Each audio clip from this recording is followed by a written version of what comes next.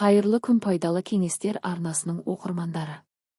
Егер сіздің бетіңіз құрғап жарылып кете беретін болса, онда бұл видео сізге арналады. Видеоны толық қарап беттің құрғақтығы мазалайтын достарыңызбен бөлісе отырыңыз, оларға біліп жүрсін.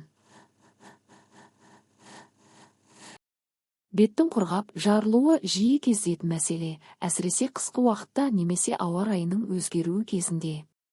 Бұл жағдай көптеген себептермен туындауы мүмкін, және әртүрлі факторлар терінің құрғақтығы мен жарылуына әкелуі мүмкін. Олардың ішінде ішкі және сыртқы факторлар бар.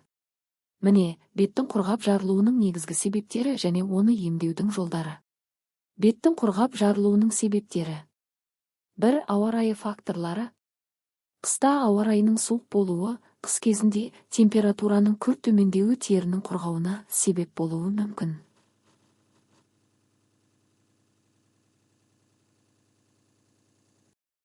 Сонымен қатар үйдің ішіндегі жылыту жүйесі де терінің ылғалдылығын төмендетіп, құрғақтыққа әкелуі мүмкін. Күннің қатты сәулесі, күннің тымыстық немесе күңгірт сәулелері де теріні құрғатып, оның жарылуына себеп болады. 2. Терінің табиғи құрылымы. Әр адамның терісі әр түрлі болып келеді. Кейбір адамдардың терісі табиғатынан құрғақ, ал басқаларында майлы тері болуы мүмкін.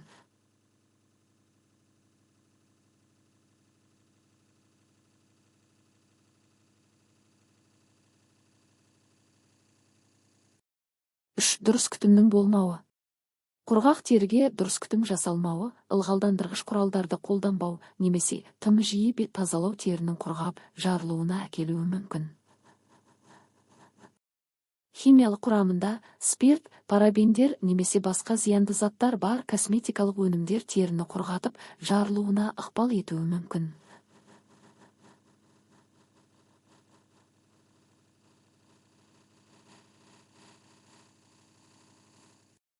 Дұрыс тамақтанбау, дәрумендер мен минералдардың жетіспеушілігі, әсіресе И және омега-3 май қышқылдары терінің құрғауына себеп болуы мүмкін.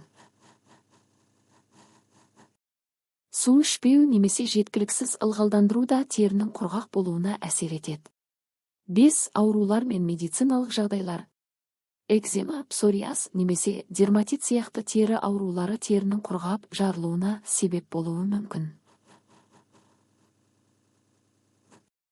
Қант диабеті мен басқа да гормондық бұзылыстар да терінің жағдайына әсер етуі мүмкін. 6. Жиі сабынмен жуу немесе терінің механикалық зақымдануы. Сабын немесе қатты химиялық тазартқыш құралдар теріні тым құрғатып, оның табиғи ылғалдануын бұзады.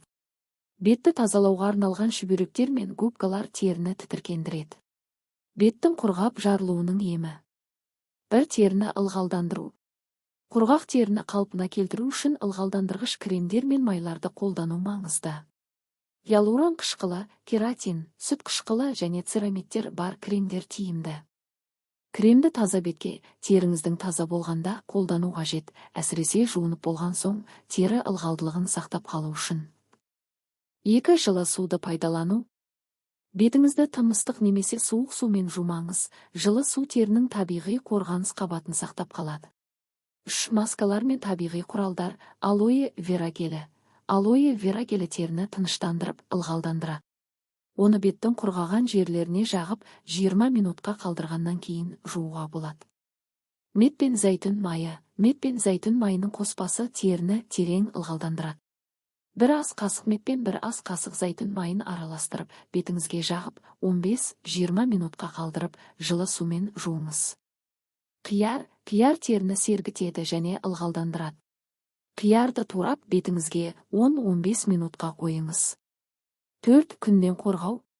Күннен қорғайтын кремді тұрақты қолдану терінің құрғақтығынан және күннің зиянды сәулелерінен қорғауға көмектеседі. 5. Дұрыс тамақтану және су ішу. Дәрумендер мен минералдарға бай тағамдарды жеу терінің жағдайын жақсартады. Сәбіз, бұрыш, шпинат және жұмыртқа теріге пайдалы. Күнне кем дегенде 1-5-2 литр су ішіңіз, себебі су терінің ылғалдылығын сақтауға көмектеседі. 6. Құрамында спирт жоқ құралдарды таңдау. Теріні құрғататын косметикалық құралдардан аулақ болыңыз. Әсіресе құрамында спирт бар бет тазартқыштардан, қатты химиялық заттары бар өнімдерден сақтаныңыз. 7. Массаж және теріні тыныштандыру. Бетті жеңіл массаж жасау қан айналымын жақсартады және терінің қалпына келуіне ықпал етеді. 8. Егер қажетті нәтиже болмаса, дәрігерге жүгіну. Егер беттің құрғауы мен жарылуы тері аурулармен байланысты болса, немесе үй жағдайындағы әдістермен емделмесе, дерматологқа немесе маманға жүгіну қажет. Беттің құрғап, жарылуының алдын алу үшін теріге дұрыс күтім жасау, жақсы ылғалдандыру, дұрыс тамақтану және ауа райына қарай қорғау шараларын қолдану маңызды. Әрбір адамның терісі әр түрлі болғандықтан, тері күтіміне қатысты әдістерді мұқият таңдау қажет.